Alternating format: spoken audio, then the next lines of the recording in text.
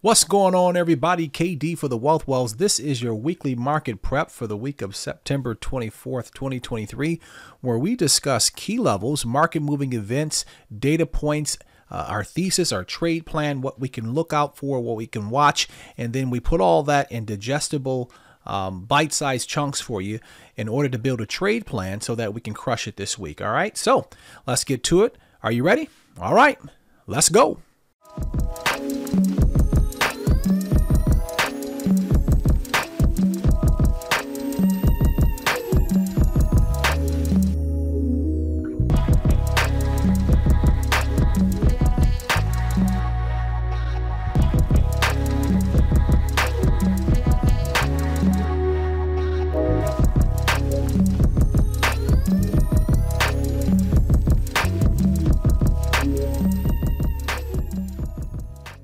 Okay, so our weekly prep here we roll. Let's just go ahead and take a look at our agenda. All right, so we'll talk about our recap from last week, how we did, right? Trades we took, a little bit of that. We did a recap on YouTube. You can watch that recap right here. You can see our trades from last week, so we won't go into a deep dive of that. But if you'd like to track every trade that I'm in, if you're not inside the Discord, all my trades are live. They're called out. They're also typed up. And then obviously they're tracked on my spreadsheet. And then periodically I'll do the account review where you'll see the contracts and all that cool stuff, right? I've got a couple of those out there where we've done some nice figures throughout the day, and so or week rather, and so you can check that out as well. All right, so we'll talk about last week's price action, what we said, right? What we're looking forward to, and did we get the move? All right, so then we'll talk about what we can look forward to this week, sentiment levels, all that cool stuff. We're going to talk about what our members are saying about this Discord, the experience, the trades, the education, the community, the growth, the profits, all of how we manage wins and losses, all of that, the forward thinking, the mindset, the mental development. We're going to talk about that. And then we'll talk about how we're doing this. What are we using to pair with our skill set to make things a little bit simpler, and these indicators that we have. Forward thinking, and you can't go without them. And then we'll wrap it up with talking about what's free to you. What can you gain? What can you use that we can provide to you for free? And then anything that's paid training and all that stuff, what does it involve? All right, so let's get right to it here. All right, here's our data events that's going to rock or push or do anything in the market this week. All right, so we've got home price index. These are now there are more data points printing. This is what I am looking at. This is what I am really going to get engaged in regard as some areas where I could see increased volatility into the market. All right, so we've got home price index, consumer confidence, new home sales, durable goods, of course, GDP. That's going to be a nice data point for me. International trade goods, your personal income and outlays reports, and then your consumer sentiment. All of that printing, top side, backside, midweek. Every day we've got some kind of action, except for Monday. We're a little light Monday, so we'll get into that in a minute. All right, here we go. So Monday we've got, Fed National Activity Index, Dallas Fed Manufacturing Survey, 8:30. That's not going to be a huge driver for me, but because we're in some chippy areas, the market is looking for any catalyst for a pop or drop. I've got to regard them. It's not a major market moving data print right now, but as it stands on the 25th, but I've got to regard it. All right, going over to the 26th, we've got the home price index, we've got consumer confidence and new home sales all coming out at 10 o'clock. All right, so that's the new home sales numbers and anything related to the housing market is going to slowly ramp up and be to the fore. Right, it's going to slowly be in the fore from an investment standpoint, from a major data point and market moving standpoint. It's going to give us an indication of the strength and the health of the economy as well as inflation. Now, I'll tell you right now, rates are all-time high. It is impacting the real estate market, which will show consumer spending and consumer buying will dissipate, and it'll impact monetary policy And we're just waiting for, you could say, the shoe to drop. But as the months roll on and these rates stay around these 20, 30, 40-year highs, then certainly it's going to impact the market. All right. Wednesday, durable goods orders coming out. Our petrol report coming out at 10:30. Thursday, it's going to be my major data print, GDP and jobless claims. And then Friday, international trade goods and personal income outlays and consumer sentiment at 10 a.m. on Friday. All right. So these are the data points that we're looking for. Why do we cover these? Well, they matter from an investment standpoint. For you swing traders, you need to make sure you're not getting in right before your contracts can get crushed. For you day traders, you're going to need 3 things to effectively day trade. I talk about it in my system and my training and everything else. Volume, volatility, price action. These things control and they impact all 3 of those major data points, those major pillars of day trading. All right. Who's talking on the mic? You guys know how I feel about Fed members and trading while they're talking. Of course, JP would be the top, but others sometimes have a more of a tug of war, a push and pull sentiment with JP. And depending on the context, market sentiment, geopolitical news, their statements can help or hurt you while you're in a trade, right? Sometimes you're in a trade and then out of nowhere, a rush of volume, especially when Yellen or one of the bigger names is just talking, right? And you don't know why. You know, why did that happen? And you start asking the folks in the Discord, or you start to scratch your head, where'd that come from? Well, oftentimes it could be algos kicking in based on some statement or something that one of the Fed members said, or actual data news, actual monetary policy related statements that can push. So I like to be aware. Doesn't mean I won't trade at all. For the most part, I don't. But if a Fed member's talking, then I need to be aware. All right, so these are the times where we can watch for that. All right, what to watch for this week. All right, so pay attention here because there's a couple of things that we're going to be talking about that's going to lay out the thesis for the week, and it's going to really help us understand what the week's going to look like. So we're going to go high level, and we're going to, kind of funnel it down a little bit. Now, the latest update on home prices in the U.S. is going to come out this week. All right, not next week. That's this week. Now we're recording this on the Sunday. I do my due diligence and write up over the weekend. So we're talking about the week of the 24th. All right, along with new and pending home sales for August. That number is going to come out. All right. Federal Reserve Chair JP is going to hold a town hall style event for educators on Thursday and Friday, and we'll get the personal consumption expenditures, the PCE price index numbers. Now, the Fed's preferred litigation gauge is going to tell us a little bit about how they feel about inflation, right? We've got Costco, Micron Technologies, Accenture, Nike, CarMax, Carnival. Those are some of the larger names that's going to be reporting, all right, for earnings. Now, we'll get updates on home prices on Tuesday. Case-Shiller National Home Price Index, FHFA House Price Index for July. Prices as tracked by the Shiller Index are projected to have a 0.7 in July, which would mark the 6th straight month of gains following steep declines in the later half of 2022. They're projected to have fallen about 1% on an annual basis, which would mark the 5th straight month of year-over-year declines. Now, this is key. The Fed interest rates hikes have pushed mortgage rates to the highest in over 2 decades, pricing many buyers out of the market. This, combined with limited inventory, has resulted in the most unaffordable market in almost 40 years, with roughly 80% of Americans saying that now is a bad time to buy. Big change from 2019, wasn't it? 2020, big change, right? 2021, that burst and coming off of that COVID push for people to buy and get out of the cities. On Friday, the BEA, Bureau of Economic Analysis, will issue the latest PCE price index for the Fed's preferred inflation gauge for August. All right. Now, prices are projected to have risen 0.5 last month, up from July 0.2 gain. They're likely to combine 3.5 on the annual basis, accelerating from 3.2 in July. Now, core prices, which exclude volatile food and energy, we know this, likely to rise 0.2 from a month earlier and 3.9 year over year. All right. So The PCE price index is the Fed's preferred inflation gauge. All right, it is more closely tracked, or it more closely tracks consumers' actual spending decisions, right, than the CPI.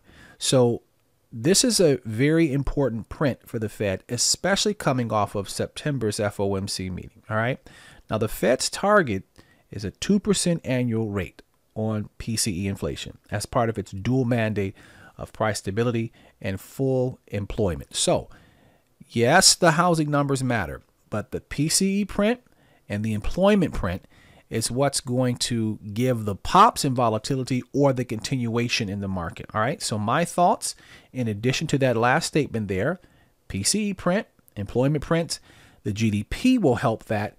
Key levels. That's what we're watching, right? When I get these prints, I'm watching my key levels. All right. So let's keep this thing rolling. All right. So earnings season, what to watch for? Some big names. We got Costco, we got Paychex, we got Micron, we got Accenture, we got Nike. All right. There you go right there. You can see who's reporting. Tuesday, Costco, Wednesday, Paycheck and Micron. We've got Accenture and we've got Nike. All right. Reporting as well. All right. So here's a couple of tickers that are worth talking about. Right. I am ambivalent toward all of them to this week as it pertains to market, because the market is in such of a dump this week. I'm going to be judicious. Now, when I see the move here based on my 550 swing trading system, I'm going to take the trade, but I don't have a leaning either way on these things. Again, you guys know, just like we talked about last week with Oracle and some others, I don't trade the run-ups. I don't trade the unpredictability when it comes to earnings. I wait until the move fires and I'll collect it for either my portfolio or for a move after the fact for the continuation, the run up, or the actual move. All right. So, and we got, for those in the Discord, man, we got some great prices on Oracle and some others. And so we're going to do the same thing here. So Costco will disclose its fiscal fourth quarter results ahead of Tuesday's open. So analysts on average, they expect the membership warehouse company to report earnings of 4.79, all right, up 14% year over year, which is pretty decent. UBS Global Research analysts are upbeat about the retailer's earnings. Now, they said that we think Costco's upcoming print should underscore the robustness of the company's business model. In a note to its clients, they said that new member growth, rising traffic in the stores, new store openings, 9 this quarter, 26 for the full year, which is pretty nice, likely help contribute to the improvement. So I think they do have a nice print. Everybody's got them. Well, most analysts have them as a buy rating on the consumer staples stock. They've got a bullish outlook. 37 analysts, right, following Costco are tracked by the S&P Global Market Intelligence. 27 strong buy, 6 have it at a buy, 9 at a hold, 2 at a sell. Works out to be a nice buy consensus. So if you want to take a look at Costco, you can do that and kind of get in where you fit in. I'll release my levels on Costco and all of my earnings swings or things that I'm going to be looking for after the fact. That will be released inside the Discord, inside the swings channel. All right. So if you we'll take a break here for a minute to tell you to come inside the Discord. And if you get a chance, you can come inside, take a look around, specifically take a look at the testimonials channel. We'll talk about that and what members are saying about our Discord there. Right. But once I post my, thesis and what I like, I'll put that in the swings channel and we'll talk about, where my targets are, all that cool stuff. And you'll see that. But these are just a couple of the tickers this week that I'm watching here. Then we've got Micron Technologies. Wells Fargo analyst sees an attractive risk to reward setup for Micron Technology, right? A 67.90, right? Not too well. We did have a couple of analysts out there talking about it, but I really like the data that I found here ahead of the memory chip makers' fiscal fourth quarter earnings report due out after Wednesday's close. Some investors are questioning, listen to this, whether sentiment is a bit too bullish on the semiconductor stock ahead of the print, but the analyst expects forward comments to instill confidence in a materializing fiscal 2024 recovery. All right, so I got a question mark on Micron, right? I think that, well, let me complete this and then I'll give my thoughts here. Additionally, analysts expect Micron to report results near the high end of its guidance, due in part to the completion of a PC inventory digestion phase. So, as well as some system checks that show DRAM pricing has bottomed. All right, so unless they change some things and we get some upside there, I think that they hold. All right. For reference, Micron is guiding for fiscal Q4 revenue 4.1 billion. All right, at the high end of its range. So we got to get some new life, technology, product, whatever the case is. Right. It's in a, there's some dominant players in that semiconductor space, and we'd like to see them return to their previous year's glory. All right. So industry analysts, meanwhile, expect Micron to report a loss of $1.18 per share versus a year ago earnings of $1.45 per share. So they've kind of, tapered off. So if you want to short, if you're looking to go, puts or what have you, it's not a bad setup there, but we'll talk about those again in the swings channel. All right. Then we've got everybody's favorite Nike. All right. Now, here's Nike. Now, a couple years ago, people, especially your typical retail trader, man, they Walt Disney and Nike and a bunch of others, man, they love this thing. But you really got to understand positioning, and you got to understand, it's not a bad stock to trade one way or the other, but you do need to understand the guidance. You need to understand kind of positioning and what they're, what they're trying to do with the company at this point and how it's getting affected by the global economy. So $91.48 share. Stock has a rough stretch on the price charts in 2023 with shares down 22% for year to date. Now, this makes it one of the worst performing Dow Jones stocks so far this year. It's crazy. All those guys talking those swings, and they're just talking, you can really tell. Like for me, I trade the S&P, right? It's no secret. And I have a swing set up, and I have a training for swing 550. It is my setup, right? When I see this setup in specific stocks, I take it. I don't chase, right? I allow the setup to happen. So you might want to think about that, folks, when you're doing your analysis and you're kind of doing your due diligence for your swings. If you're scanning a million stocks, you might benefit from taking some training for swings. There's a setup that I look for, and it presents itself many times, but instead of chasing, you allow the setup to come to you. All right, let's get back to Nike. All right, so still most analysts remain bullish toward the athletic apparel and footwear maker. There's a consensus on the street of buy recommendations, probably because it's so low, right? From 36 analysts following Nike. The consensus is buy. So now some analysts admit that the shares have underperformed meaningfully following the company's late June earnings report. The stock price, the stock chart struggles reflect uncertainty in the North American wholesale economic pressures to consumer activity. I mean, home price, everything going up. I don't know if you're buying $250 gym shoes. That's just me, right? So you can kind of think about that. All right.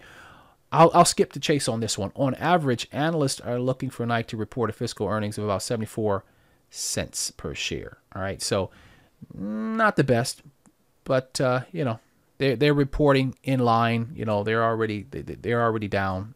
Shares down 22% year to date. So there's not a whole lot of fireworks expected there. Okay, but keep your eye on it. Right, if you see the setup off of a major level, we'll talk about that in the swings channel too. All right. So let's go ahead and talk about our levels and wrap this thing on up. Okay, so on the S&P, here we are chipping around at 43650. I've got a major level sitting around 43665. Again, these are not all the levels. I give you the key targets, major levels, some just a few there to kind of show you what we're doing. We hit, those certainly do hit, and then all the rest are posted right here in this channel right there, levels every single morning, updated, fresh, hot off the press. All right, so actually I have a level here at 4382. Now, let's do this. Let's turn on the VVP indicator and the volume profile. Well, before we do that, how about we just kind of get an idea? Ultimately, there's an area of interest beneath us at 4306. I believe the market will pull back to 4306. When? Well, I believe we are going to see a run-up, a retest. I'd like to see, can't predict that. I'd like to see a retest in this area right here, that 4417 area, 4420, this area of interest up here. I'd love to see some kind of catalyst in the market to chip around up here. Once I get up here, I'm going to fade this thing. Now, let's see if the volume profile and the VVP indicator agree with me. All right, so let's just take this thing up just a little bit higher so we can get it in view. And yeah, I don't think that we run past this area up here, right? Again, look at all that. Popped on the screen right there. Look at all that. So a lot of sell pressure sitting up here overlaid with sell volume. So I do think, if we don't get hard continuation, and what would I like to see? I'd like to see a pullback. I'd like to see us pull up to this 4400, 4417, this area right here. Hit this buy volume here, dissipate the sell pressure here. That would make the most sense. But look at our trading range here. It's pretty tight. So if we begin to hold and break down on these areas, I'll continue to short to our next level of 4.341 with an overall target looking at an area of interest down to the low side here of 4.306. 4.306. I think there's buy pressure underneath there, and I think we do pick up. So those are my ranges there. I'm going to really trade this between the area of interest to the area of interest. So the bigger ranges are going to be this area of interest down here, 4.304 to that 4.320 area, 28 area, and then this 4.17, 4.18 up to that I think that's 4.30, right? And then my key levels in between. Now I've got all kind of targets in between here. You can see some appearing on the VVP indicator. And as the volume shifts, I'll just be trading the area of interest and etc. as we break down and move one way or the other. All right. So the sentiment on the week is volatile with pops. We still got bearish sentiment until the market turns around and gets where it wants to get to. That'll be on the back of geopolitical news, right? So keep a look out there. I mean, if the market, reality is if the market does, let's just take a look. If the market does break down here, it'd have to break down this area, and I need to see volume shift in this area. That's what I'm specifically looking at. Once I see volume shift in this area, then I can short past my key targets here. You can see the VVP indicator popping on my levels here based on a script I have running. Once I start to break down, I'll just short trail to my overall target. But if I come up into this buy, see that green area of interest there? If I come up into that area and I notice that volume will shift here, then I'll in my mind, I'll say, okay, we're going to go to my overall plan for the week. And that's a slight pullback before we make our ascent to the downside. All right. So that's our levels. You have to translate those levels on SPX and SPY. That's the target there. Here's a testimonial. What are people talking about? All right. Stick around to the end. I'll give you a little bonus too and help you out so you can understand what to do. I'll tell you, I put out a new video here and it's a game changer. No doubt about it. I revealed just a little bit more of my secrets to you guys for the general public, so I'll share that with you in a minute. All right, so recent post. All right, so LB1221 said, I've been in this Discord for about 6 months. All right, I decided to stay disciplined, paper trade for 6 months until I gained enough confidence, until I got my business all set up with KD's training you towards success. You'll owe taxes. That's true. You'll start making some money. That's the goal anyway. In those 6 months, I would trade anywhere from 1 to 3 contracts and only trade 1 to 3 times to make it close to what I would do in real life. So I stayed disciplined. Was on a trading plan for himself. I knew after 3 months I was ready to start real trading, but I wanted to stick to my plan and told myself that he was going to do this. Well, it's now been 6 months and everything is all set up. My paper trading win rate is above 80. This is what I teach traders to do when they paper trade the Wealth Wells way. It is not in a demo. It is not in a old lagging sim environment. There's a specific strategy we have. We need to get your paper trading win percentage to 80. I really like to see 90%, trading 1 or 2 times a day, picking your positions, $150 to $500 a day. By the end, he finished at 35K in his paper trade winnings. That is a huge milestone. The win ratio is what I was really excited about, and the fact that I've been involved with the Killer Wells and trading level to level. That's what I teach traders, level to level. So I'm giving you the full gamut, right? We'll talk later in the week about traders who are actually doing 100K, 6 figures in a month, 30 days. We'll interview some, and we'll talk to them in my following videos. However, I need to show you the full cycle. We got to be pragmatic. We got to be straightforward about this, all right? Everybody that wants to make money in the market won't do it. The folks that want to make money but will listen and get the training and development will learn how to fish for a lifetime. All right. He goes on to say the win ratio is what I'm really excited about. And the fact that by being involved in the Killer Wells, which is the private tier 3 access, and trading level to level, which is what we teach with my brothers and sisters every day, just gives you crazy confidence. That's what it's about. Just wanted to say thanks, KD. I'm happy with how this Discord is coming along and can't wait for future growth. Man, that makes me proud. It's all about you guys and crushing. All right, so let's talk about what we're using. We're using the VVP indicator. We'll talk about the benefits. We're going to talk about some levels with this thing. All right, so stick around for that because I'm going to give you the key levels. Areas of interest is just a flat out better way to trade. And the volume profile, the Wealth Wells volume profile, both are subscription based, right? You can come and go as you please. It's up to you. Level 2 like data that shifts, and it is a key feature in my trading. All right. So let's talk about a little bit of that right now. Now, we don't have to go into too much detail because you can see it on your screen. And this is live as we speak here. So as the market shifts and moves, I get these, based on the script that I have, I get signals to tell me what's happening behind the scenes. Now, this simplifies your focus and your view and allows you to capitalize. And so you can sit on your hands and say, okay, until this shifts, or there's not enough volume for it to shift or whatever. And until that happens, you don't take the trade. The volume profile, it tells you more than there's just volume there, gives you the buy-sell pressure. All right. So there'll be a link attached to this video. You can get it there, or you can come into the Discord, whatever you like. All right. So here's the free training that's available for you. Now, listen, after this video, go and watch this video right here. Just put it out the other day.